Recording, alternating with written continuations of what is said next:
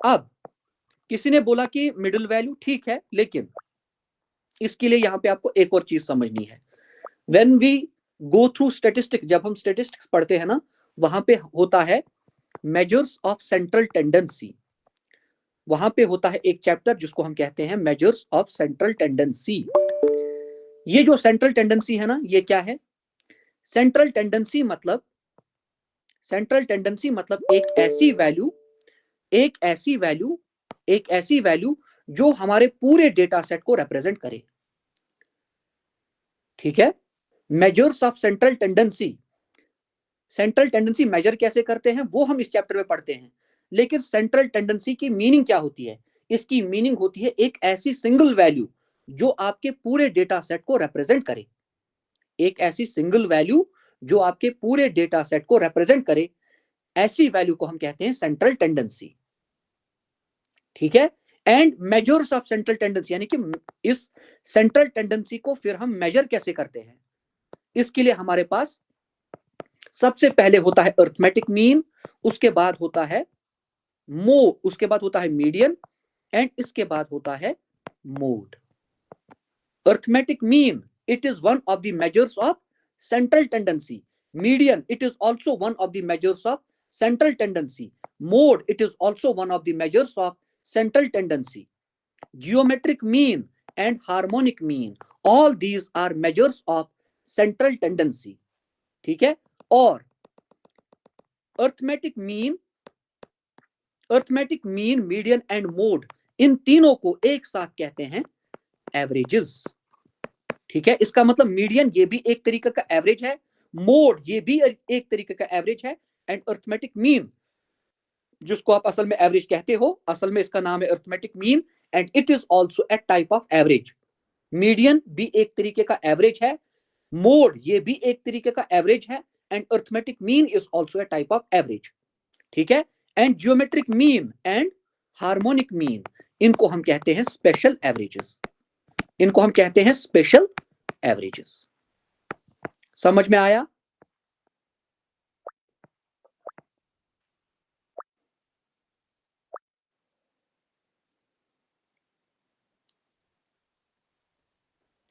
ये सब हम सीखेंगे इस चैप्टर में। मैं आपको ये भी बताऊंगा मीडियन कैसे निकालते हैं, मोड कैसे निकालते हैं, इनको भी हम थोड़ा थोड़ा ऊपर ऊपर से देखेंगे, ज्यादा नहीं, लेकिन हाँ थोड़ा थोड़ा इनको भी हम देखेंगे, इनको भी डील करेंगे। लेकिन सबसे पहले जो कोर कॉन्सेप्ट है उस पर हम पकड़ बनाने की कोशिश करेंगे। We will try to solve ये जो एवरेज के क्वेश्चन है ना, इनको हम without pen and paper solve करने की कोशिश करेंगे, अनलेस कहीं पे बहुत ज्यादा कैलकुलेशन हो, वहां पे हम कैलकुलेशन यूज करेंगे। ठीक है? आपको डेफिनेशंस में नहीं जाना है, आपको बस फॉर्मूला याद रखना है। ये जस्ट मतलब आपको फिर कंफ्यूजन ना हो कि इसकी मीनिंग क्या होती है, इसलिए मैंने बता दिया, otherwise it is not required. ठीक है? कुछ भी लिखने की जरूरत नहीं है, बस यहाँ पे जो मैं फॉर्मूले लिखूंगा वो आपको लिखने हैं।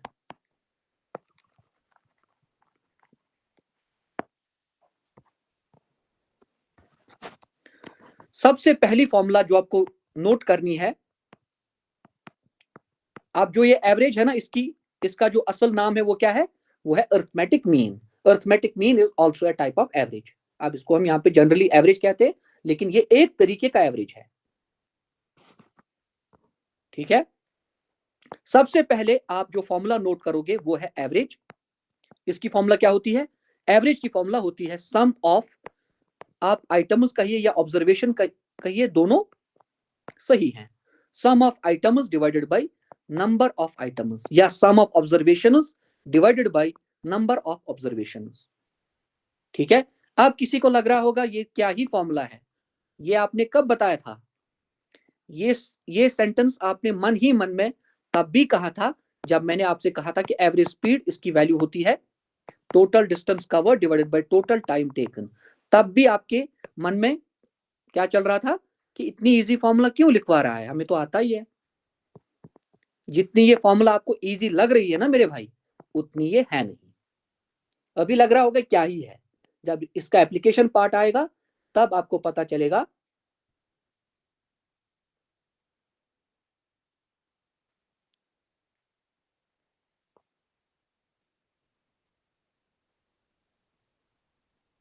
जब इसका एप्लीकेशन पार्ट आएगा only then you will realize the importance of this formula.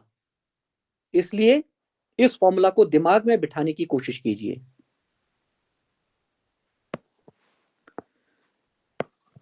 अब अगर ये फॉर्मूला आपको ऑलरेडी याद है, मैंने आपकी मन की आवाज सुन ली, आपने कहा कि भाई याद है ये फॉर्मूला, ठीक है, इससे हम एक और फॉर्मूला बनाएंगे, वो इससे ज्यादा जरूरी है, वही आपको याद रखनी है। वो फॉर्मूला क्या है?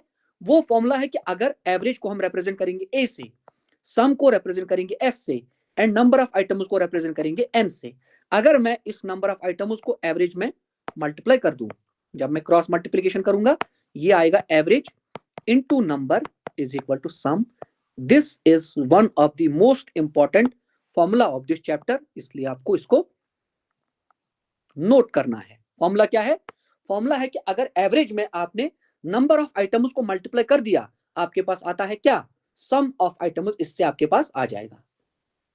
अगर एवरेज में आपने नंबर ऑफ आइटम्स को मल्टीप्लाई कर दिया, तो आपके पास जो वैल्यू आएगी ना, वो रिप्रेजेंट करेगा किसको? सम ऑफ आइटम्स को। This is very very important formula, इसको याद भी रखना है एंड समझना भी है। इसी को हम क्वेश्चन में अप्लाई करेंगे। लेकिन ये जो रिजल्ट मैंने यहां पे लिखा है, जिसको मैंने हाईलाइट किया इस ब्लू कलर से, ये रिजल्ट मैंने डिराइव किया है किससे? इस वाली फॉर्मूला से, ठीक है।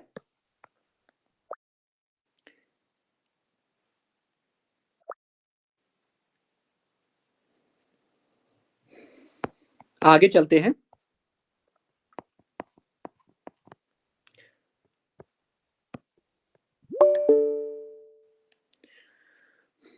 अब यहां पे कुछ फॉर्मूले में लिखूंगा, आपको वो नोट करने हैं। मैं समझाऊंगा उन फॉर्मूलाज की मीनिंग क्या है, लेकिन फिलहाल आप नोट करते जाइए। सम ऑफ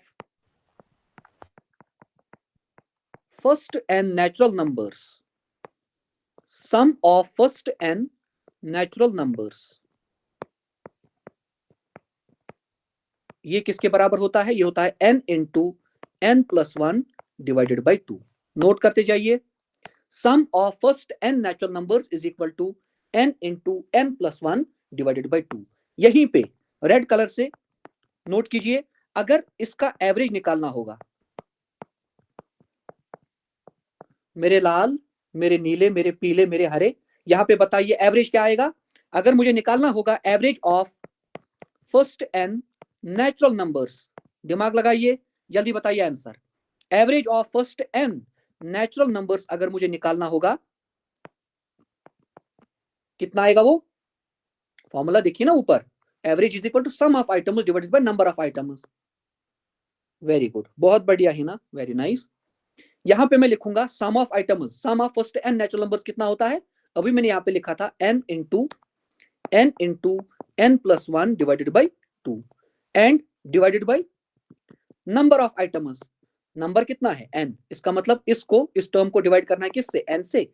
ये n एंड ये n कैंसिल होगा, यहाँ पे आंसर आएगा n प्लस 1 डिवाइडेड बाई 2। मैं यहाँ पे सीधा सीधा लिख रहा हूं, जो आपको याद रखना है वो आएगा n प्लस 1 डिवाइडेड बाई 2। किसको ये समझ में आया जो मैंने यहाँ पे कंक्लूजन लिखा?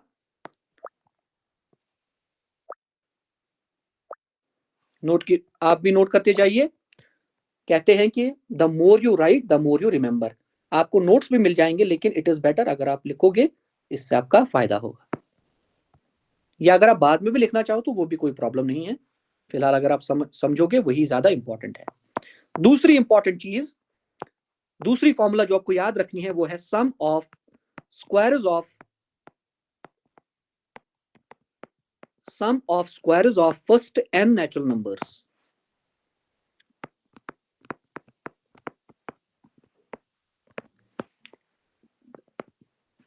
इसकी फॉर्मूला होती है n into n plus 1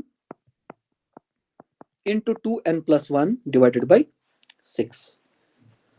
some of squares of first n natural numbers is equal to n into n plus 1 into 2n plus 1 divided by 6। अगर इसका, यहां पे मैं इसका भी लिख देता हूं, अगर एवरेज निकालना हो किसका? Average of squares of first n natural numbers, वो कितना आएगा? वो आएगा n into n plus 1 into 2n plus n तो कट जाएगा, यहाँ पे बस बचेगा एवरेज आएगा यहाँ पे n+1 into 2n+1 divided by 6। अगर आपको एवरेज निकालना होगा of squares of first n natural numbers, वो आएगा n+1 into 2n+1 divided by 6, because n से डिवाइड करना है ना यहाँ पे भी, ये n और जो नीचे n होगा वो कैंसिल हो जाएगा, इसलिए ये फॉर्मूला आएगी। ठीक है, इसके बाद एक और फॉर्मूला आपको नोट करनी है, वो है sum of cubes of first n natural numbers. ये मैं समझाऊंगा ये फर्स्ट n क्या होता है, just a second. First n natural numbers, इसकी फॉर्मूला होती है n into n+1 divided by 2 whole square, n into n+1 divided by 2 whole square. यहां पे देखिए, sum of first n natural numbers का मतलब होता है, फॉर एग्जाम्पल मैं आपसे कहूं बताइए 1 से 25 तक जो नंबर्स हैं इनका सम कितना है। 1 से 25 तक जो नंबर्स हैं इनका सम कितना है। आप क्या करोगे, आप लिखोगे n मतलब नंबर कितना है टोटल, वो है 25 इंटू 25+1 डिवाइडेड बाई 2। कितना आएगा ये, 25 इंटू 25+1 होता है 26 डिवाइडेड बाई 2 1 2 13। बस यहाँ पे आपको फिर 25 इंटू 13 करना है, आपको सम मिल जाएगा। अब अगर मैं यहाँ पे ऐसे लिखूं, कैसे, फर्स्ट n नेचुरल नंबर का मतलब है हमेशा आपको 1 से स्टार्ट करना है। बताइए 1 से 50 तक सम कितना है, बताइए 1 से 75 तक सम कितना है, बताइए 1 से 66 तक सम कितना है। अगर मैंने ऐसे लिखा, यहाँ पे मैंने लिखा 5 से लेकर, बताइए 5 से लेकर 50 तक सम कितना है, तो ये फॉर्मूला उस केस में वैलिड नहीं है, बिकॉज यहाँ पे क्या होता है फॉर्मूला में, sum of first n natural numbers, यानी कि दोज नेचुरल नंबर्स जिनका आपको सम फाइंड आउट करना है ना, they should always start from 1। यानी कि आपको कहना है कि 1 से 20 तक, 1 से 25 तक, 1 से 29 तक, ऑलवेज स्टार्ट फ्रॉम 1। ये होती है इसकी meaning, sum of first n जो भी यहाँ पे होता है, चाहे स्क्वायर्स हो क्यूब्स हो, इसकी यही मीनिंग है। समझ में आया, सम ऑफ फर्स्ट n मतलब क्या होता है।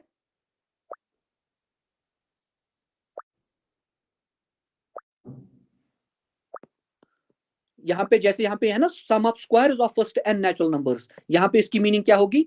अगर मैं कभी आपसे कहूं बताइए 1 स्क्वायर से लेकर 19 स्क्वायर तक बताइए सम कितना आएगा, उस केस में आपको ये वाली फॉर्मूला लगानी है, बिकॉज मैंने 1 से कहा। अगर मैंने आपसे कहा होता बताइए 7 स्क्वायर से लेकर 35 स्क्वायर तक, उस केस में ये मे बी वहां पे कुछ और लगाएंगे हम, लेकिन ये वाली फॉर्मूला उस केस में वैलिड नहीं रहेगी। It will not give you right answer अगर कोई नंबर 1 से स्टार्ट नहीं हो रहा। And same applies to cube as well. Cube के केस में भी अगर मैं आपसे कहूं कि 1 क्यूब से लेकर 19 क्यूब तक या 39 क्यूब तक मुझे बताइए आंसर क्या है, तब वैलिड है। अगर मैंने किसी और नंबर से स्टार्ट किया तब वो फॉर्मूला वैलिड नहीं है। यही इसकी मीनिंग होती है sum of squares of first n natural number, sum of first n natural numbers and sum of cubes of first n natural numbers. First की जो मीनिंग है वो मैंने समझा दी यहाँ पे, आई होप आपको समझ में आ गई होगी। आई होप इतना क्लियर है आपको। अब यहां पे एक और फॉर्मूला मैं लिख रहा हूं, कभी आपको इसकी जरूरत शायद पड़ सकती है। ये अरिथमेटिक प्रोग्रेशन में हम पढ़ते हैं कि sum of n terms of an AP. AP मतलब क्या है, फॉर एग्जाम्पल यहां पे लिखा है 5 9 13 17 21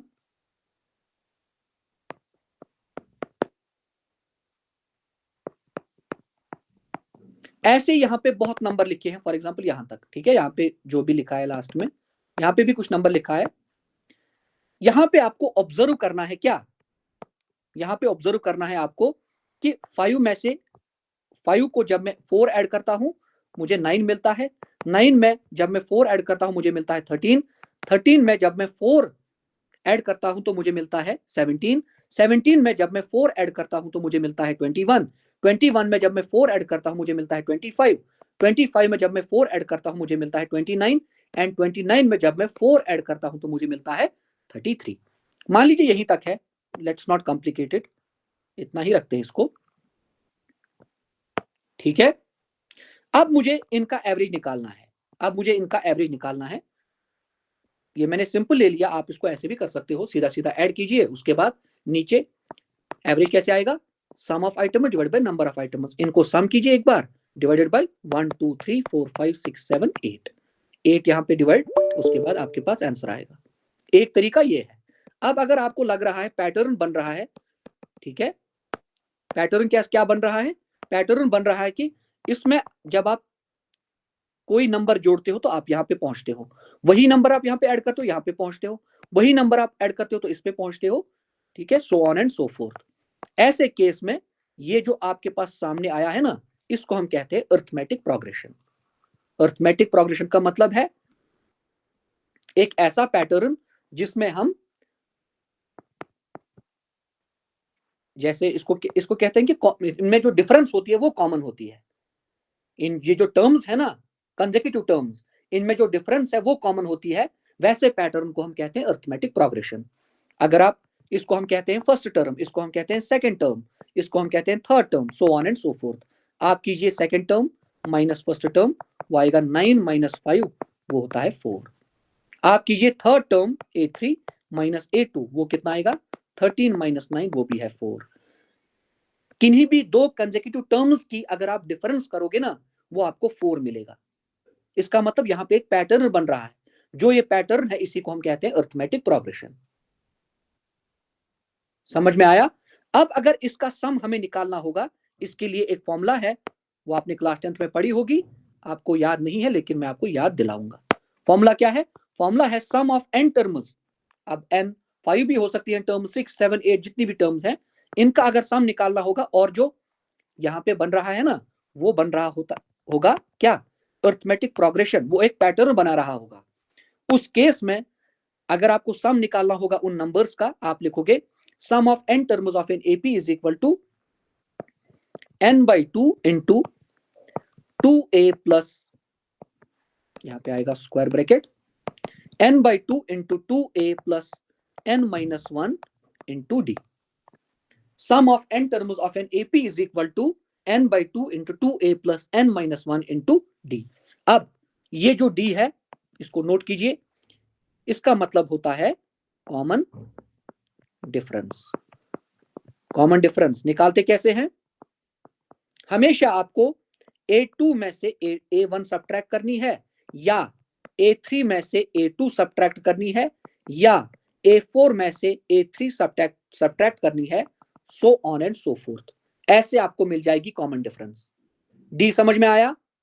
जो ये n है, n का मतलब है नंबर ऑफ टर्म्स कितनी है, n मतलब नंबर ऑफ टर्म्स कितनी है, और ये जो a है इसका मतलब है फर्स्ट टर्म, a का मतलब होता है फर्स्ट टर्म।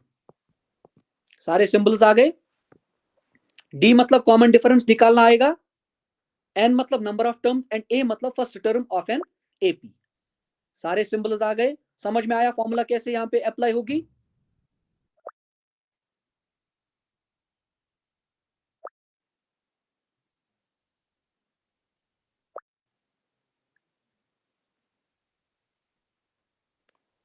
एक तो ये फॉर्मूला आपको याद करनी है, दूसरा एक और फॉर्मूला होती है sum of n terms of an AP.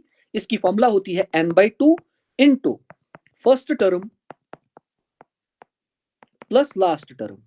अब कोई बोलेगा कि भाई यहाँ पे आपने दो फॉर्मूले क्यों चिपकाए, ये हम कब यूज करेंगे, और ऊपर वाली फॉर्मूला कब हम यूज करेंगे। ये वाली फॉर्मूला आप तब यूज करोगे जब आपके पास अरिथमेटिक प्रोग्रेशन होगी, एक पैटर्न होगा, एंड उसकी पहली टर्म भी आपको पता होगी, उसकी पहली टर्म भी आपको पता होगी, एंड लास्ट टर्म भी आपको पता होगी।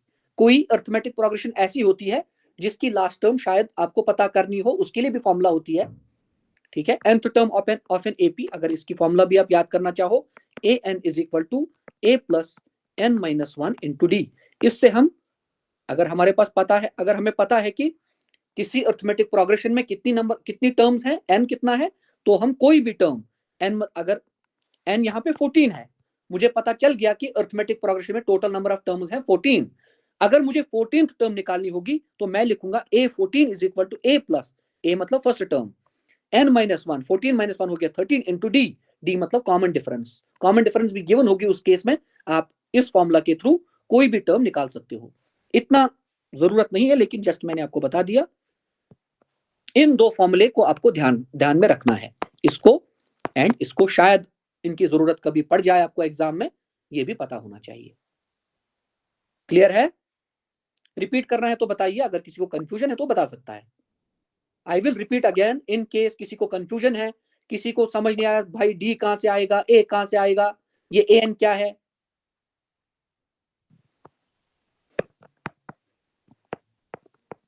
व्हाट इज द एम मतलब अर्थमेटिक मीन, ठीक है।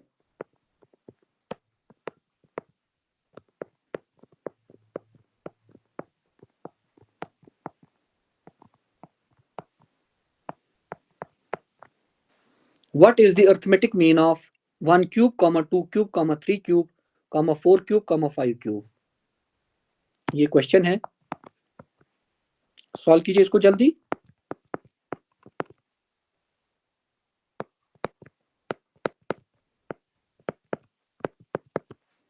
जल्दी।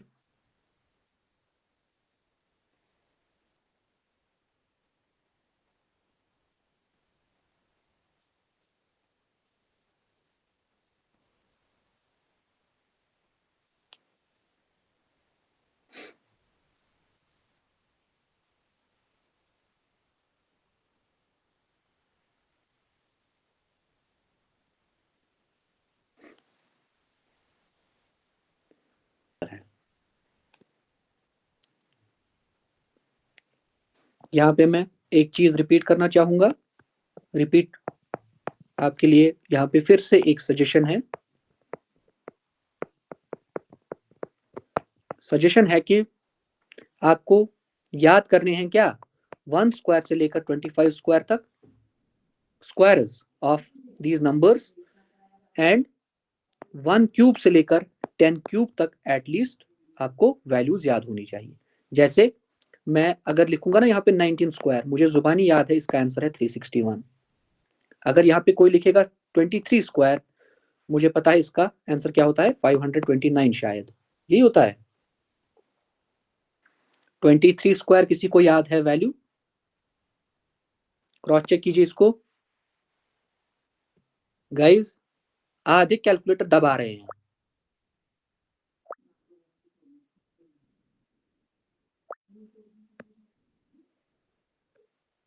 ठीक है, ऐसे ही फॉर एग्जांपल मैं लिखूंगा यहाँ पे 14 स्क्वायर, मुझे जुबानी याद है 196। आप शायद बिलीव इस बात पे करो या ना करो, आई स्वेयर टू गॉड, मैंने इतनी क्लासेस ली हैं आज तक मैथमेटिक्स की, मैंने कभी प्रिपेयर नहीं किया है क्लास से पहले।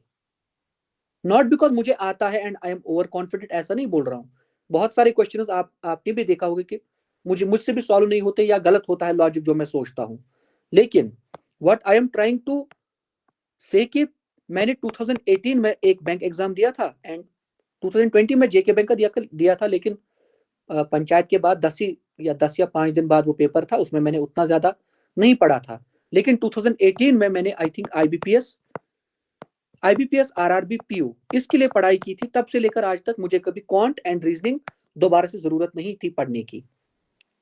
ठीक है, एक ही बार मैंने पढ़ लिया, बस हो गया। इसका लॉजिक मैं बताऊंगा, हिंट मैं दूंगा, लेकिन क्वेश्चन आपको ही सॉल्व करना है। ऐसे क्वेश्चन एग्जाम में आते हैं। जस्ट ए सेकेंड, कहाँ गया ये, एग्जाम में आते हैं।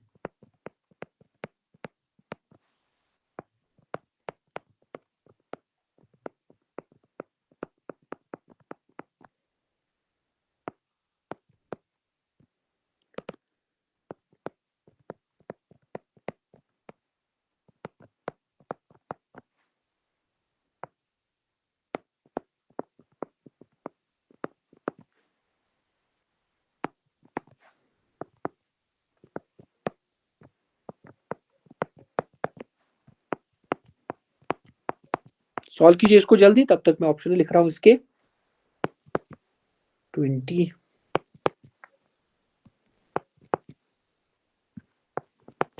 The average of 5 consecutive numbers is 30. The largest of these numbers is, यहाँ पे लॉजिक क्या है इसका, या हिंट क्या है? वैसे आप इसको crack, I think you should be able to crack it, इतना मुश्किल नहीं है। इसके लिए यहाँ पे हिंट है कि जो नंबर है ना, एक नंबर आप ले लीजिए x, इसके बाद जो नंबर आएगा वो आएगा x+1। फॉर एग्जाम्पल अगर ये 30 है, ये आएगा ना फिर 30+1, ये आएगा ना 30+1 31।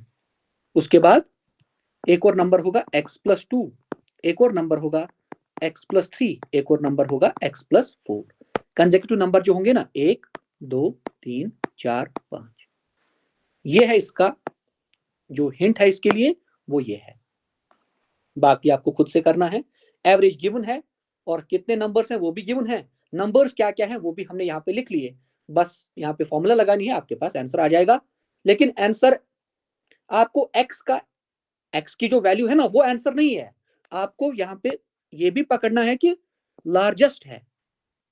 फिर एग्जाम में आप पता नहीं किस नंबर को टिक करके आओगे, फिर बोलोगे सही किया था। ये भी देखना है ना कि एक्स जो है वो आंसर नहीं है, x+4 हमारा आंसर होगा। सॉल्व कीजिए जल्दी।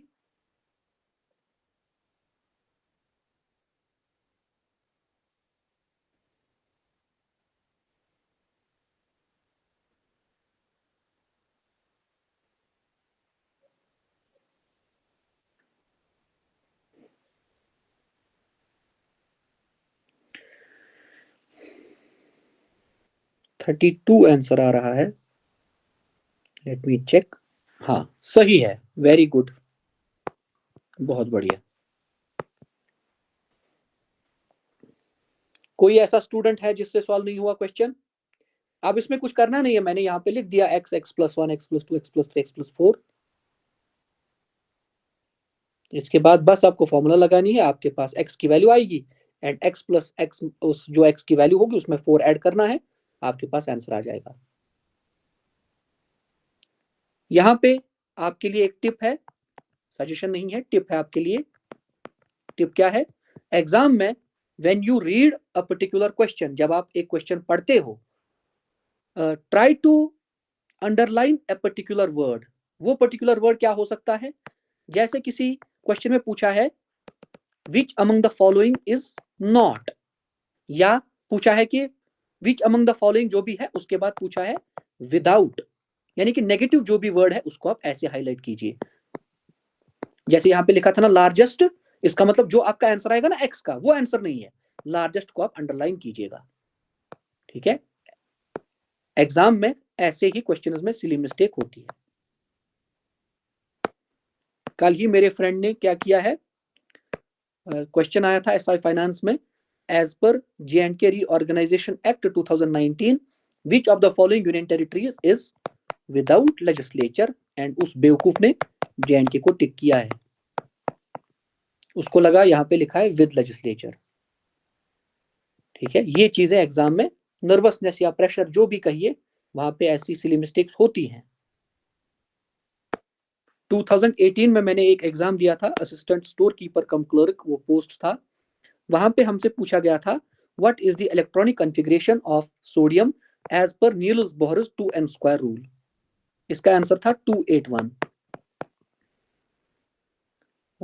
आई am not blowing my own trumpet, लेकिन back in school chemistry was my strongest subject. In fact जब मैंने JEE मेंस दिया था, मेरे 103 मार्क्स थे आउट ऑफ 360, और ये मैंने सिर्फ और सिर्फ केमिस्ट्री में ही लाए थे। ठीक है,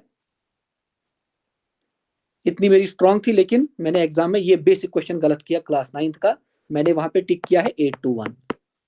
करना इसको था लेकिन किया इसको बिकॉज ऑफ नर्वसनेस ऑब्वियसली। ठीक है, वहां पे इंसान नर्वस होता है, परेशान होता है, टेंशन होती है बहुत ज्यादा, लेकिन वी हैव टू एंश्योर कि हमें थोड़ा सा काम एंड कंपोज्ड माइंड के साथ पेपर को सॉल्व करना है।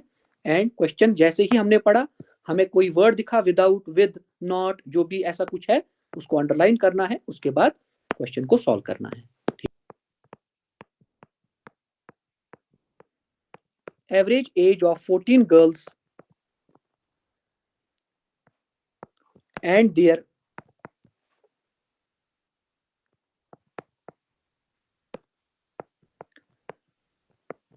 teacher's age is 15 years. ठीक है, average age of 14 girls and their teacher's age is 15 years. अगर हम इस टीचर की जो एज है, टीचर की जो एज है, अगर हम इसको एक्सक्लूड करें, अगर हम इसको एक्सक्लूड कर दें, जो एवरेज एज है, जो एवरेज एज है, it gets reduced, it gets reduced by 1. हमें क्या निकालना है? हमें निकालनी है teachers age. What is the teachers as?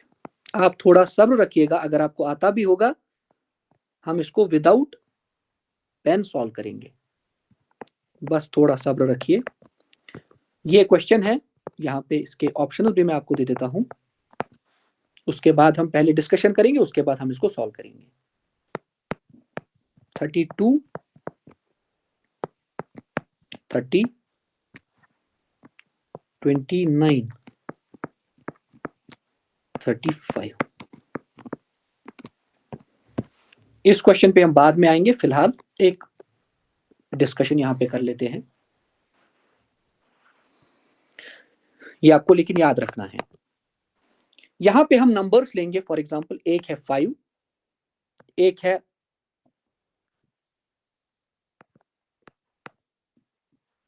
17, एक है, और यहां पे क्या लेंगे, एक है 8,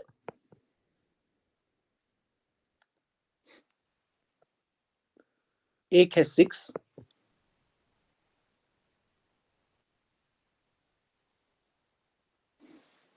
एक ले लेते हैं 4. ठीक है, ये हमारे पास नंबर्स हैं 5, 17, 8, 6 एंड 4. जरा आप इसकी एवरेज निकालिए. एवरेज आएगा 5 प्लस 17 प्लस 8 प्लस 6 प्लस 4. इसको मैं जुबानी कर सकता हूं, लेकिन just to make you understand मैं ये यहां पे लिख रहा हूं, डिवाइडेड बाय 5. सम कैसे करेंगे? सम हम ऐसे करेंगे, 17 प्लस 5 कितना हुआ? 22, 22 प्लस 8 कितना हुआ? 30, 30 प्लस 6 कितना हुआ? 36, 36 प्लस 4 हो गया 40, divided by 5. 5 1s, 5 8s. Average कितना है हमारे पास? एवरेज आया 8. अब यहां पे आपको एक चीज ऑब्जर्व करनी है. अगर मैं यहां पे 5 में से एक कम करूं, मेरे पास वैल्यू कितनी आएगी? मेरे पास जो वैल्यू है वो आएगी 4. 7 में से 17 में से एक सब्ट्रैक्ट कीजिए, वैल्यू आएगी 16. 8 में से एक सब्ट्रैक्ट कीजिए, वैल्यू आएगी 7.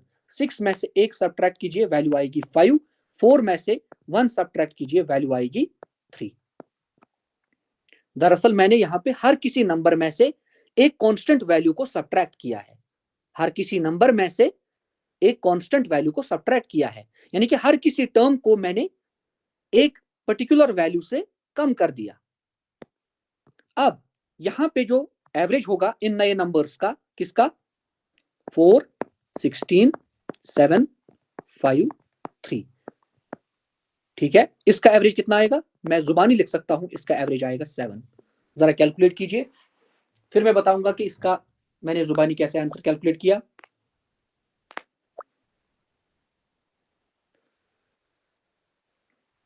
जरा यहां पे ऐड करेंगे हम नंबर्स को. 20 प्लस 7 हो गया 27, 27 प्लस 3 हो गया 30, 30 प्लस 5 हो गया 35. इसका मतलब सम ऑफ टर्म्स हो गया 35, divided by number of terms है 5. 5 1s, 5 7s. यहां पे आपने क्या ऑब्जर्व किया, कौन बता सकता है? यहां पे जो ऑब्जर्वेशन है हमारी वो क्या है? कौन बताएगा? किसी के मुंह में अगर जुबान है तो बता सकता है. I am repeating my words again. अगर हमारे पास एक डेटा सेट है, उसमें जितनी भी टर्म्स हैं, अगर हर किसी टर्म को हमने एक पर्टिकुलर वैल्यू से कम किया है, जो हमारा एवरेज है वो भी उसी वैल्यू से या उतना ही कम होगा.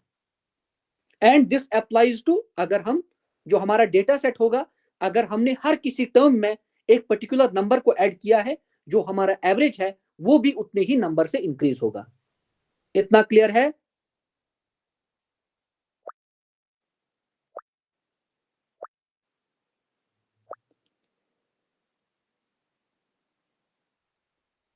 ठीक है, बढ़िया। अब यहां पे एक और ऑब्जर्वेशन यहां पे आपको करनी है अभी, जस्ट ए सेकेंड। नंबर्स थे हमारे पास, ये दो ऑब्जर्वेशन आपको नोट करनी है। एक और ऑब्जर्वेशन हम यहां पे करेंगे। नंबर्स थे हमारे पास 5, 17 और क्या था 8, 6 एंड 4। ये हमारे पास नंबर्स थे। इन 5 नंबर्स का एवरेज क्या था? इनका एवरेज था 8। क्लियर है? यहां पे मैं क्या करूंगा, I will introduce another term in my data set. जो मेरा डेटा सेट है इसमें मैंने एक टर्म और इंट्रोड्यूस की, लेकिन जो टर्म मैंने इंट्रोड्यूस की है ना, वो एवरेज के बराबर है। यहां पे मुझे कोई माइका लाल बता सकता है विदाउट कैलकुलेशन यहां पे एवरेज कितना आएगा?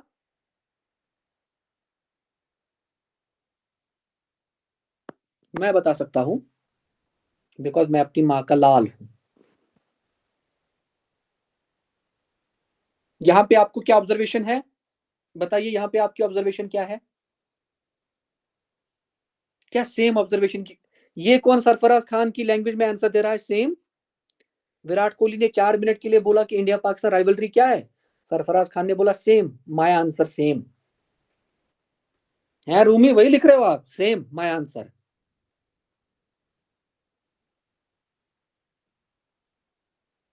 यहां से आपकी क्या ऑब्जर्वेशन होनी चाहिए?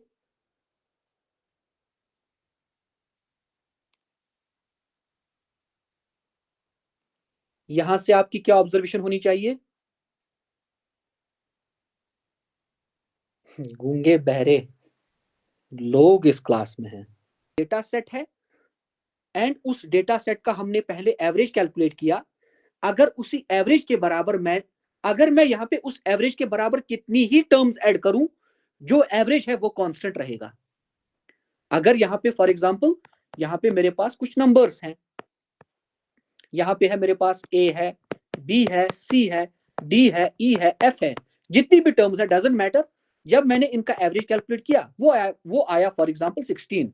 मैंने आपसे कहा कि जो यहाँ पे ये 6 टर्म्स थी, एक और टर्म मैंने इंट्रोड्यूस की, उसका जो वैल्यू है वो इसी एवरेज के बराबर है।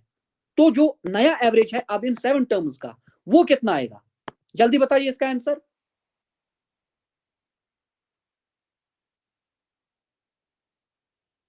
नया जो एवरेज होगा वो किसके बराबर आएगा? वो आएगा 16 के बराबर। Very good. ये ऑब्जर्वेशन याद रखनी है, ये हमें फिर क्वेश्चन को सॉल्व करने में काम आएंगी, जो मैं यहां पे अभी समझा रहा हूं। ठीक है, I hope this is also clear. अभी हम वहां नहीं पहुंचे हैं कि हम बिना पेन उठाए हम इसको सॉल्व करें, लेकिन हाँ हम वहां पे पहुंच रहे हैं, रास्ते में हैं। We are about to reach our destination. अब यहां पे एक और क्वेश्चन ले लेते हैं। अब मेरी एक क्लास है, इस क्लास में 4 स्टूडेंट्स हैं। एक है ए, एक है बी, एक है सी, एक है डी। वहीं पे हम पहुंच रहे हैं।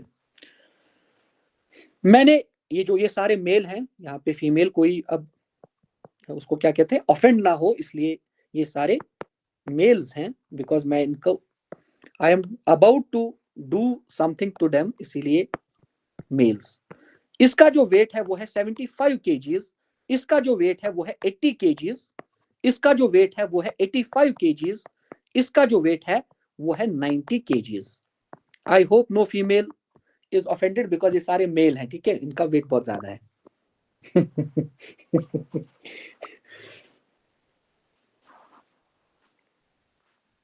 दे आर ऑल मेल्स गाइज, ये सारे मेल हैं, ठीक है। दिस वन इज मी, ये वाला मैं हूं,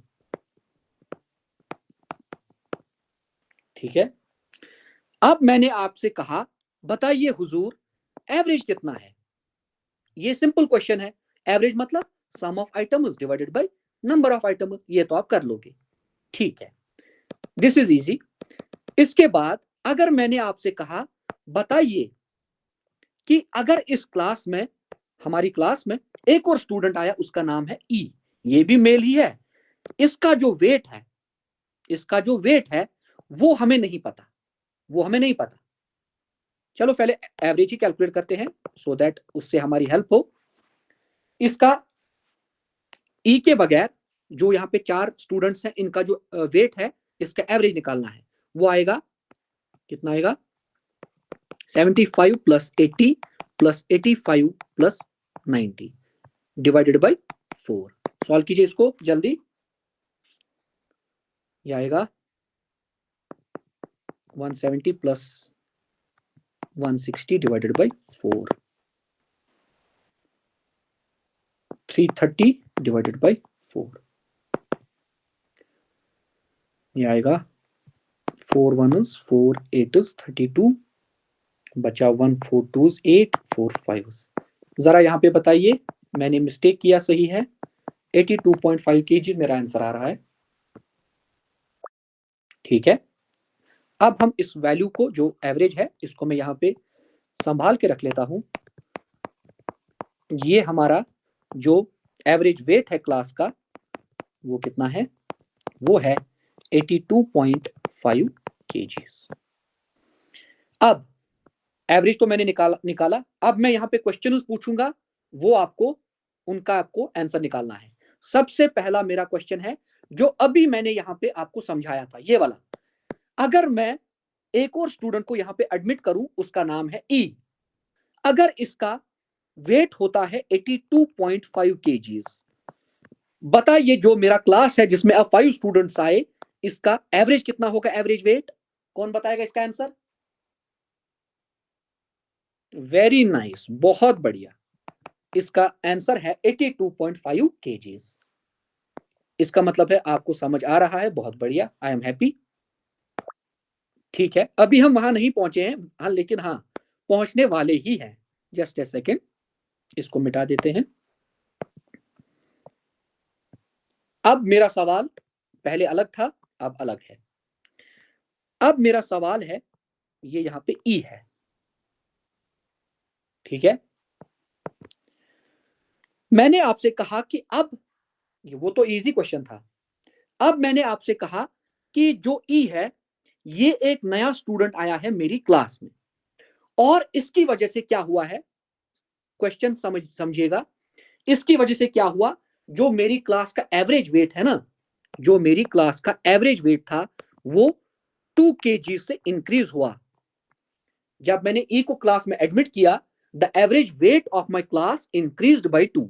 इसका मतलब पहले मेरे पास जो एवरेज वेट था दैट वाज 82.5, अब मेरे पास न्यू एवरेज कितना आएगा मेरे पास? वो आएगा 84.5 kgs। मैंने यहां पे कहा ना जो ई स्टूडेंट नया आया है, I don't know his exact wait, लेकिन मुझे इतना पता चला है कि इसकी वजह से जो मेरे क्लास का एवरेज वेट है वो 2 kgs इंक्रीज हुआ है। इसका मतलब जो अब मेरी क्लास का नया एवरेज है, एवरेज वेट, वो है 84.5 kgs। क्वेश्चन है कि जो ये ई है इसका वेट कितना है, इसका वेट कितना है, वही मैं आपको समझाऊंगा कि विदाउट कैलकुलेशन आपको कैसे सॉल्व करना है। इस ई की वजह से जो हमारा एवरेज वेट है वो 2 kgs, वो 2 kgs इंक्रीज हुआ है। एवरेज वेट प्लस 2 kg मतलब इंक्रीज हुआ है। इसका मतलब न्यू एवरेज हमारा है 84.5 kgs। ठीक है, इसके इंट्रोडक्शन से, यानी कि इसके क्लास में आने से, इसके इस क्लास में एडमिट होने की वजह से हमारा एवरेज इंक्रीज हुआ है। और कितना हुआ है? 2 kgs। अभी मैंने यहां पे आपको क्या समझाया था? यहां पे मैंने क्या समझाया था, अगर हमारे पास एक डेटा सेट है, उस डेटा सेट के हर किसी टर्म में अगर अगर हमने एक पर्टिकुलर वैल्यू ऐड की, जो हमारा एवरेज है वो भी उसी पर्टिकुलर वैल्यू से ही इंक्रीज होगा। अगर हमारे पास एक डेटा सेट है, उसमें जितनी भी टर्म्स हैं, हर किसी टर्म में से अगर हमने एक कांस्टेंट वैल्यू सब्ट्रैक्ट की, जो हमारा एवरेज है वो भी उतने ही वैल्यू से कम होगा। ये अभी हमने यहां पे डिस्कशन किया था।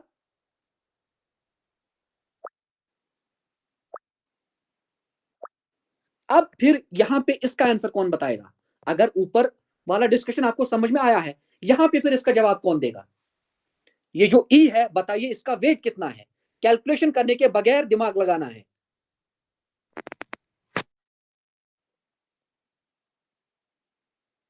मतलब सॉल्व नहीं करना है वैसे पूरा पूरा, ऐसे ही जवाब देना है। 84.5.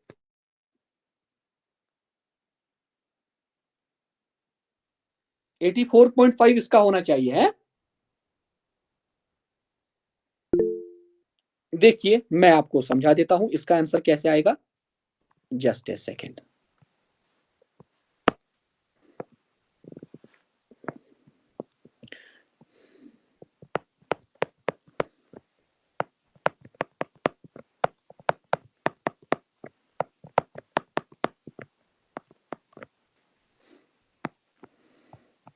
इसका आंसर कैसे आएगा, इसका आंसर आएगा अगर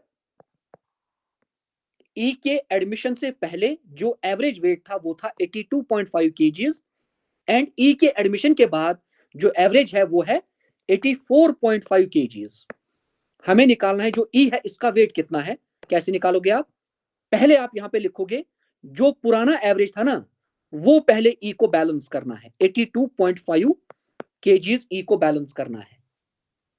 82.5 kgs ई को बैलेंस करने का मतलब कि अगर ई का वेट 82.5 kgs होता, जो हमारा एवरेज है वो कितना होता, ई के आने से पहले एवरेज था 82.5, ई को मैंने एडमिट किया क्लास में, अगर इसका एवरेज होता 82.5 kgs तो फिर हमारा एवरेज कितना होता, 82.5. वेरी नाइस, बहुत बढ़िया। लेकिन हुआ क्या है गाइस, जल्दी 2 kg increase. 2 kg इंक्रीज हुआ है, हमारा एवरेज हमारा 2 kg से इंक्रीज हुआ है। इसका मतलब अगर एवरेज इंक्रीज हुआ है और यही है हमारे क्लास का एवरेज वेट, इसका मतलब है कि इसमें भी 2 kg इंक्रीज हुआ है, इसमें भी 2, इसमें भी 2, इसमें भी 2, इसमें भी 2। इसका मतलब 2 इंटू 5 हो गया 10। 82.5 प्लस 10 कितना हुआ, 92.5 kgs। यही है ई का वेट। ऐसे हमने सॉल्व किया विदाउट एक्चुअल कैलकुलेशन। किसको समझ में आया बताइए। ये है हमारे पास क्लास, इसमें है ए, ये स्टूडेंट्स है, इसमें B C D E F, 6 ले लेते हैं। इसकी जो हाइट है वो है 160 सेंटीमीटर्स, इसकी जो हाइट है वो है 158 सेंटीमीटर्स, इसकी जो हाइट है वो है 142 सेंटीमीटर्स, इसकी हाइट है 170 सेंटीमीटर्स, इसकी हाइट है 162 सेंटीमीटर्स एंड इसकी हाइट है 148 सेंटीमीटर्स। ठीक है, ये हमारे पास इनकी जो हाइट है वो गिवन है, इनकी जो हाइट है वो गिवन है। अब सबसे पहले हम कैलकुलेट करेंगे एवरेज हाइट। कैलकुलेट कीजिए आप भी जल्दी से, एवरेज हाइट कैलकुलेट कीजिए जल्दी से, बिकॉज अब मेरे लिए थोड़ी बहुत कैलकुलेशन मुश्किल है। आप सॉल्व कीजिए इसको, या मैं कर ही देता हूं कि कितना टाइम लगेगा। इसको और इसको जोड़ देते हैं, 100, 200, 250, 290 ये आएगा। इन दो का एडिशन होगा 300, 260, 300, इन दो का एडिशन होगा 310 और इन दोनों का एडिशन भी होगा 330। यह आएगा 940 डिवाइडेड बाय 6। सॉल्व कीजिए इसको,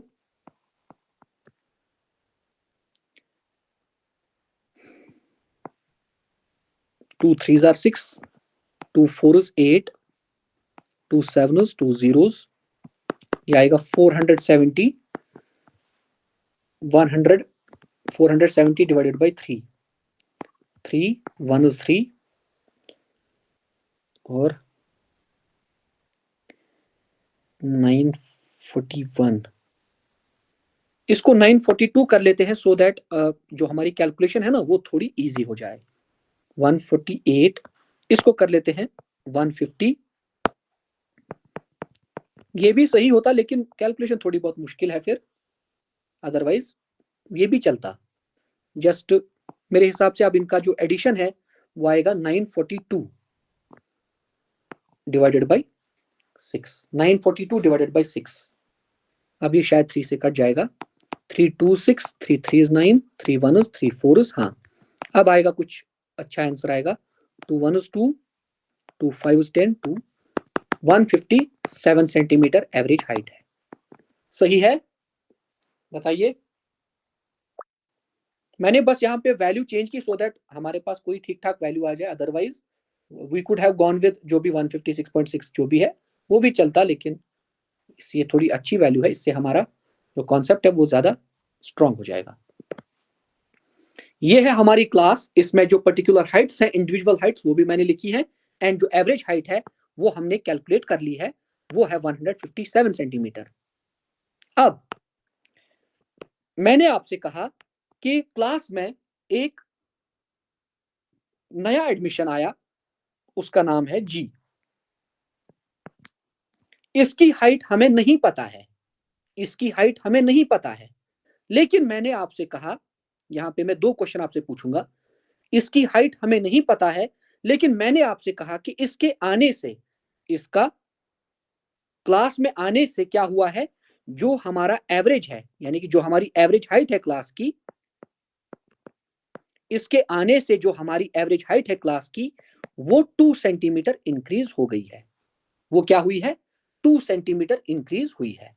इसका मतलब क्या है, इसका मतलब जी के आने के बाद जो क्लास की न्यू एवरेज हाइट है वो कितनी है, वो है 159 सेंटीमीटर।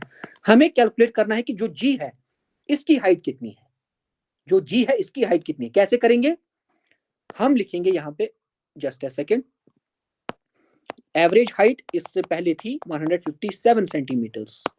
अब हमें जी की जो हाइट है वो कैलकुलेट करनी है। कैसे करेंगे, जी के आने से 2 सेंटीमीटर इंक्रीज हुई है हाइट, पहले क्या थी, पहले थी 157 सेंटीमीटर। इसका मतलब जी के पास पहले होनी चाहिए कितनी हाइट, 157 सेंटीमीटर।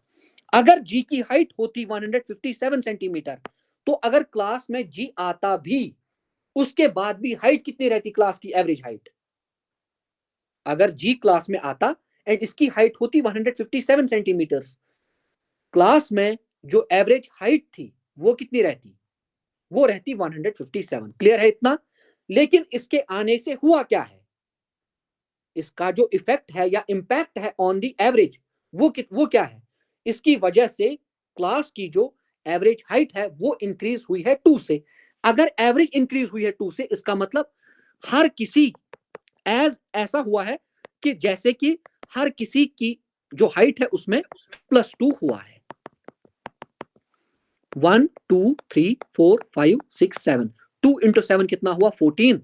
157 प्लस 14, इसको आप ऐड कीजिए, 150 160 167 171 सेंटीमीटर जी की हाइट होगी। यह है इस क्वेश्चन का आंसर। समझ में आया।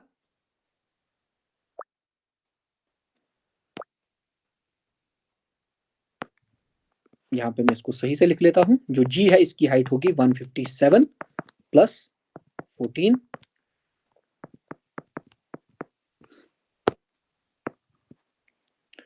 अब हम बिना टेबल के एक क्वेश्चन सॉल्व कर लेते हैं।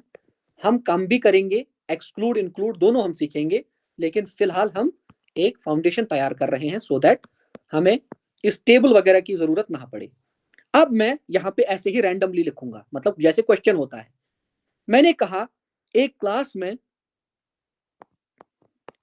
में 10 स्टूडेंट्स हैं। अब आपको समझना है, विदाउट टेबल आपको समझना है। क्लास में 10 स्टूडेंट्स हैं, जो इनका एवरेज वेट है, जो इनका एवरेज वेट है वो मान लीजिए है 56 kgs। इनका जो एवरेज वेट है वो मान लेते हैं हम 56 kgs। अगर हमने टीचर का जो वेट है, अगर टीचर का वेट, एक सेकेंड, अगर हम टीचर का जो वेट है अगर हमने उसको इंक्लूड किया है, तो जो हमारा एवरेज वेट है वो इंक्रीज हुआ है 3 kg से, वो इंक्रीज हुआ है 3 kg से। बताइए जो टीचर है इसका वेट कितना है। अब यहाँ पे कोई टेबल नहीं है, आपको ऐसे ही जुबानी आंसर फाइंड आउट करना है। विद इन सेकेंड्स आंसर आना चाहिए, विद इन सेकेंड्स।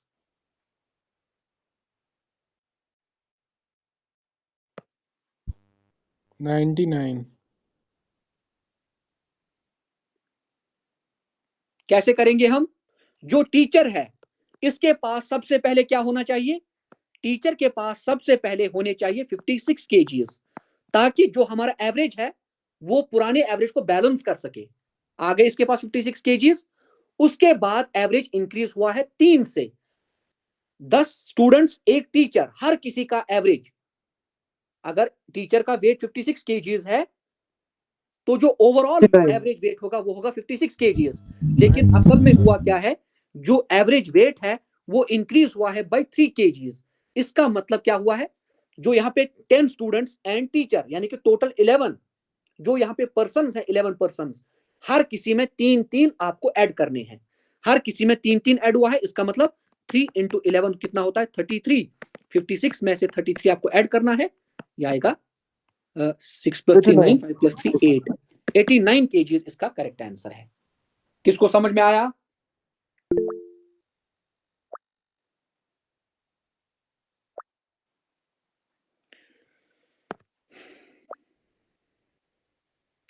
ये इंक्लूडेड वाला कोशिश करेंगे, जो एक्सक्लूडेड वाला सीन है उसको समझने की, उसके बाद हम क्वेश्चन पे वापस आएंगे।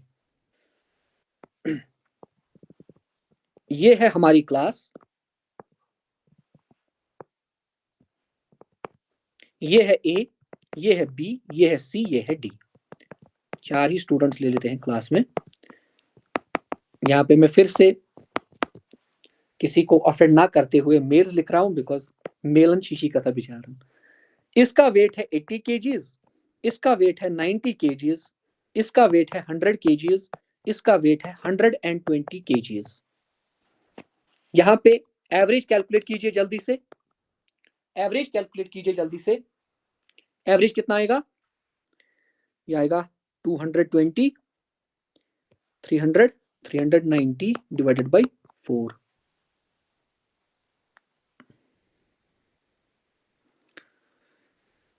शायद यहाँ पे कुछ डेसिमल्स में वैल्यू आएगी, चलो वही ले लेते हैं, अब क्या ही करें। 2 2s 4, 2 1s, 2 9s 18, 2 5s 195 divided by 2। 5 5 is 25, 5 and 46 is 47, 97.5 इसका आंसर आएगा। ठीक है, जो एवरेज वेट है क्लास का,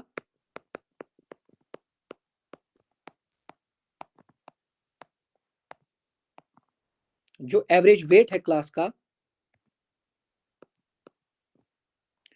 वो कितना है? 97.5 kgs। अब यहां पे आपको ऐसे समझना है,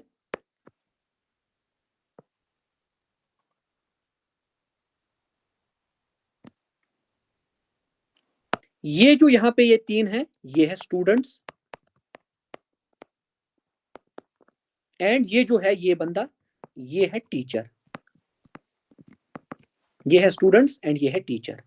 मैंने आपसे कहा कि एक क्लास है उसमें 3 स्टूडेंट्स हैं, उन 3 स्टूडेंट्स का एंड टीचर का जो वेट है, 3 स्टूडेंट्स का एंड टीचर का वेट हमने कंबाइन किया है, उसके बाद उसका हमने एवरेज फाइंड आउट किया है। जो एवरेज वेट आया है वो आया है 97.5 kg। एक क्लास में 3 स्टूडेंट्स हैं एंड जो टीचर है उसका भी वेट हमने इंक्लूड किया है, टीचर के साथ मिलके ये आए 4 एंड इनका हमने एवरेज वेट फाइंड आउट किया, वो आया है 97.5 kgs। ठीक है, मैंने आपसे कहा यहाँ पे 120 था लेकिन मैंने उसको हटाया। अब आपको अज्यूम करना है कि ये जो डी है, हमें नहीं पता है कि इसका वेट कितना है, हमें नहीं पता इसका इंडिविजुअल वेट कितना है, लेकिन हमें यह पता है कि वो मैंने एवरेज निकालने के लिए लिखा था, इसलिए मैंने उसको हटाया। यहाँ पे जो 3 स्टूडेंट्स हैं एंड जो टीचर है, इन ये जो 4 पर्सन है इनका हमने एवरेज वेट कैलकुलेट किया है, वो आया है 97.5। हमें पता करना है कि ये जो टीचर है, ये जो टीचर है, अगर हम, अच्छा इस केस में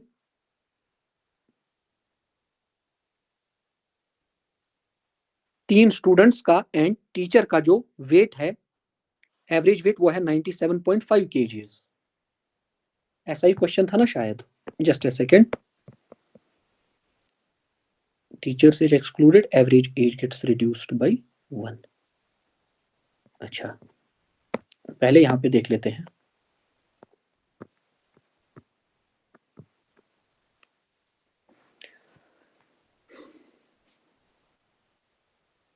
तीन स्टूडेंट्स हैं क्लास में एंड एक टीचर है। 3 स्टूडेंट्स का एंड जो टीचर है इसका, इनका जो एवरेज वेट है वो है 97.5 kgs। अगर हम टीचर को एक्सक्लूड कर दें, अगर हम टीचर को एक्सक्लूड कर दें, तो जो हमारा एवरेज वेट है वो डिक्रीज होता है बाय 2 kgs। लेकिन उसके बाद यहां पे फिर वैल्यू ठीक से बैठनी भी चाहिए। वैल्यू यहां पे ठीक से बैठनी भी चाहिए। एक बार ट्राई कर लेते हैं। 3 स्टूडेंट्स का एंड टीचर का जो एवरेज वेट है वो है 97.5 kgs। अगर हमने टीचर को एक्सक्लूड किया है तो जो हमारा एवरेज वेट है,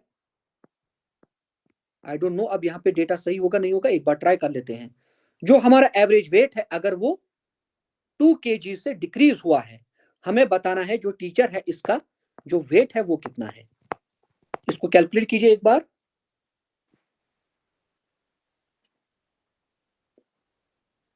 यहाँ पे देखिए आप वैल्यूज ठीक से बैठ रहे हैं। मैं भी सोच रहा हूं इसमें क्या होगा। If teachers weight is excluded, हमें एवरेज वेट अगर डिक्रीज होगा बाय 2,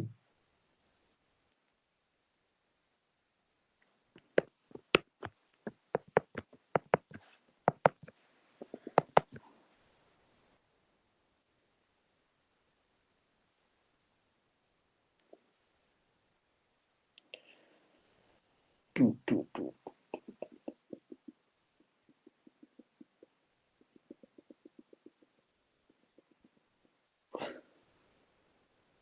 कुछ निकल रहा है यहां से या मैंने ही कुछ गलत कर दिया यहाँ पे। 103.5। एक सेकंड, इसको हम इसी क्वेश्चन पे ही सॉल्व कर लेते हैं, यहां से हमें ज्यादा अंडरस्टैंडिंग मिलेगी इस क्वेश्चन की। जस्ट अ सेकंड, इस वाले क्वेश्चन पे ट्राई करते हैं। Average age of 14 girls and their teachers age is 15 years. इसका मतलब क्या है? 14 गर्ल्स एंड टीचर, इनकी जो एवरेज एज है वो है 15 ईयर्स। इसका मतलब क्या है? इसका मतलब है टोटल हमारे पास है 15 पर्सन एंड इनकी जो एवरेज एज है वो है 15 ईयर्स। ठीक है। अगर हमने टीचर को एक्सक्लूड किया है तो average age gets reduced by 1। अगर हमने टीचर को एक्सक्लूड किया, इसका मतलब है अब हमारे पास बचेंगे टोटल 14 पर्सन। पहले हमारे पास थे 15 पर्सन एंड इनकी जो एवरेज एज थी वो भी थी 15। अगर हमने जो टीचर है अगर हमने इसको एक्सक्लूड किया है, जो एवरेज है इट गेट्स रिड्यूस्ड बाय 1। अगर पहले एवरेज था 15, अब एवरेज कितना होगा? अब एवरेज होगा 14। अब जो एवरेज है वो होगा 14। हमें निकालनी है टीचर की एज कितनी है। टीचर की एज कितनी होगी? टीचर की एज होगी इस केस में, एक तो पहले अगर 14 गर्ल्स प्लस टीचर, इसकी एज थी 15, मतलब इनका एवरेज था 15। इसका मतलब एक तो इसके पास इस केस में पहले रहा होगा 15 और उसके बाद इसको हटाने की वजह से जो 14 पर्सन यहां पे बचे हैं, 14 पर्सन यहां पे बचे हैं ना, और जो एवरेज है वो भी एक से कम हुआ है। इसका मतलब 14 इंटू 1 वो हो गया ना 14, 15 प्लस 14 हो गया 29। ये आएगा इसका आंसर।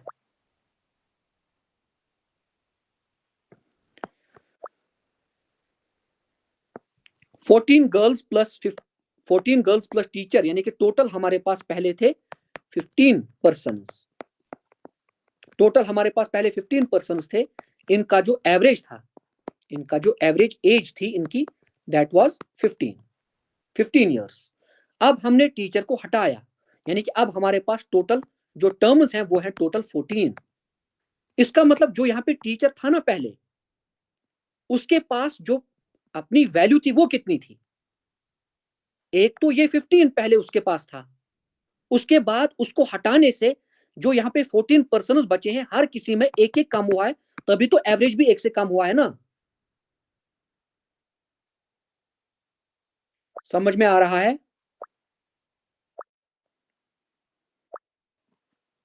पहले 15 पर्सन थे, उसके बाद जब हमने टीचर को हमने हटाया है ना, उसको एक्सक्लूड कर दिया है। टीचर को जब हमने एक्सक्लूड किया, उससे पहले यहाँ पे क्या था? उससे पहले थे 14 पर्सन प्लस टीचर, ये है टीचर। अगर एवरेज 15 था टीचर को इंक्लूड करके, इसका मतलब है जो टीचर है इस केस में इसकी वैल्यू क्या थी? एक तो 15 टीचर को एक्सक्लूड करके हैं, एवरेज 15 टीचर एक्सक्लूडेड। मेरा दिमाग ही घूम रहा है अब। 15 प्लस 14 इज इक्वल टू 29। यही लॉजिक लग रहा है मुझे, मेरे हिसाब से यही लॉजिक लग रहा है। 15 पर्सन, एवरेज 15, टीचर को हमने एक्सक्लूड किया, इसका मतलब जो टीचर जिसको हमने निकाला है, बाहर निकाला है, इसका मतलब उसके पास जो वैल्यू थी, एक थी उसके पास पहले से जो एवरेज था 15, और उसके बाद जो बाकी 14 पर्सन बचे, हर किसी में एक एक वैल्यू कम हुई है, तभी तो एवरेज भी एक कम हुआ है। इसका मतलब 14 इंटू 1 होता है 14, 15 प्लस 14 होता है 29। टीचर की जो एज है वो होगी 29 ईयर्स।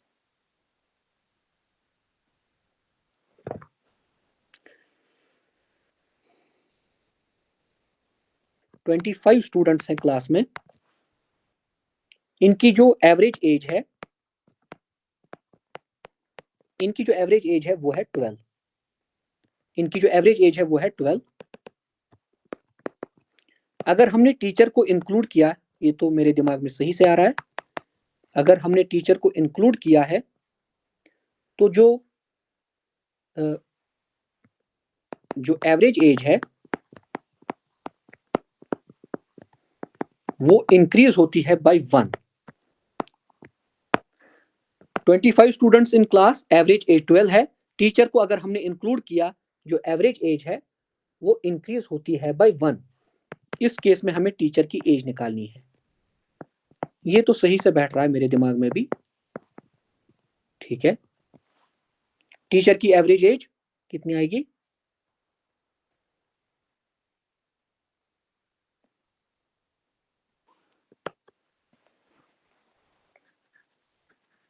अगर टीचर को हमने इंक्लूड किया, इसका मतलब पहले एवरेज था 12, एक तो इसके पास होना चाहिए 12 ताकि ये पुराने एवरेज को बैलेंस कर सके। एक तो इसके पास होना चाहिए 12 सो दैट ये पुरानी एवरेज को बैलेंस कर सके। उसके बाद 25, ये 25 स्टूडेंट्स एंड एक टीचर हो गया 26 इंटू 1। 26 इंटू 1 हो गया 26। ये 26 में ऐड 26 12 में ऐड करना आएगा 38। ये आंसर बिल्कुल सही है, इसका आंसर है 38। ये क्वेश्चन तो बिल्कुल हिट हो रहा है 100%।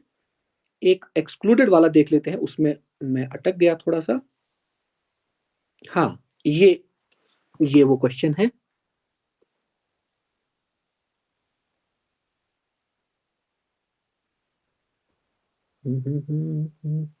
टीचर, ठीक है, इनकी जो एवरेज एज है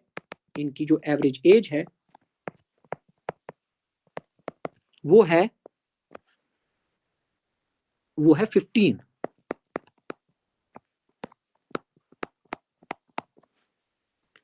अब अगर हम टीचर की एज को या टीचर को एक्सक्लूड कर दें,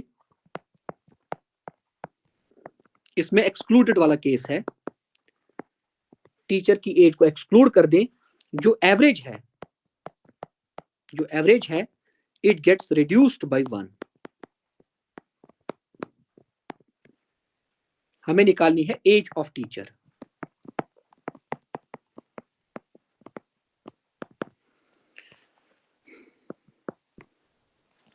एज ऑफ टीचर कितनी आएगी? मेरे दिमाग में आ रहा है कि अगर टीचर भी पहले इंक्लूडेड था, इसका मतलब इसके पास पहले था 15, ठीक है, एक तो 15 इसके पास, और जो ये 24 बॉयज बचे 59. इनका भी एक एक कम हुआ है, इसीलिए एवरेज ओवरऑल कम हुआ है बाय 1। इसका मतलब 24 इंटू 1 आएगा 24। यही है ना? यही आया है क्या आपका आंसर 39? Yes, sir. एक बार इसका आंसर देख लेते हैं। अगर ये गलत हुआ तो भाई मैं अभी सुइसाइड करूंगा बाहर। I will hang my self. हाँ, यही है इसका आंसर सही।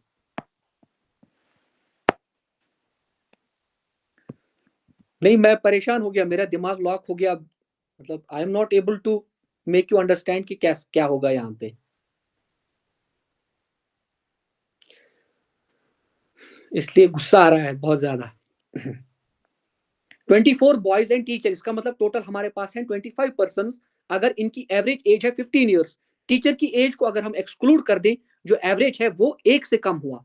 इसका मतलब जो पहले टीचर था ना यहाँ पे, जो पहले यहाँ पे टीचर था, एक तो इसके पास थे 15, एंड दूसरा जो यहाँ पे अब 24 बॉयज बचे, उनका जो एवरेज है ना वो 1 से कम हुआ है। इसका मतलब जो 24 बॉयज की जो वैल्यू है, इंडिविजुअल वैल्यूज, वो भी एक से कम हुआ है।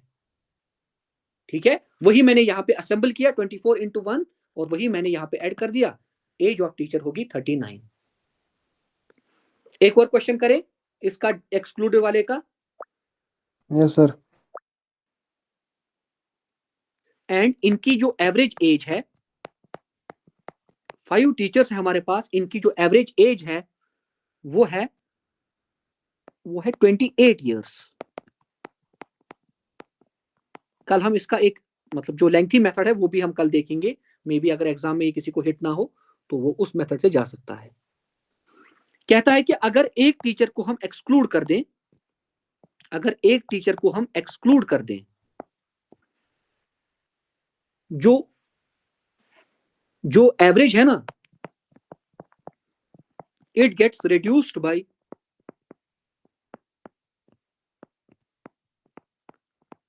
2 ईयर्स। हमारे पास 5 टीचर्स हैं, उनका जो एवरेज एज है वो है 28 ईयर्स। अगर हम एक टीचर को एक्सक्लूड करें तो जो एवरेज है ना वो रिड्यूस होता है बाय 2 ईयर्स। हमें बताना है कि जिस टीचर को हमने एक्सक्लूड किया है उसकी एज कितनी है। एक्सक्लूड टीचर की एज कितनी है? पहले था एवरेज 28, पहले था एवरेज 28, वो हमने यहाँ पे लिखा, ठीक है। और इसके पास कितना बचेगा? और यहाँ पे जो 4 टीचर बचे हैं ना, यहाँ पे 4 टीचर बचे हैं, उनमें भी दो वैल्यूज कम हुए हैं। इसका मतलब एक में -2, दूसरा -2, -2, -2, ये कम हुआ है बिकॉज एक टीचर चला गया। 4 इंटू 2 कितना हुआ? 8, वो इसमें ऐड करना है। 28 प्लस 8 कितना हुआ? 36। ये होगी एक्सक्लूडेड टीचर की एज। ठीक है, यही इसका करेक्ट आंसर है 36। ठीक है, कल हम इसका जो लेंथी मेथड है वो भी हम देखेंगे कल। लेंथी मेथड नहीं है, जो इसका असल में मेथड है, ये तो हमने ऐसे ही मतलब समझ के किया। ये भी ये वैलिड है 110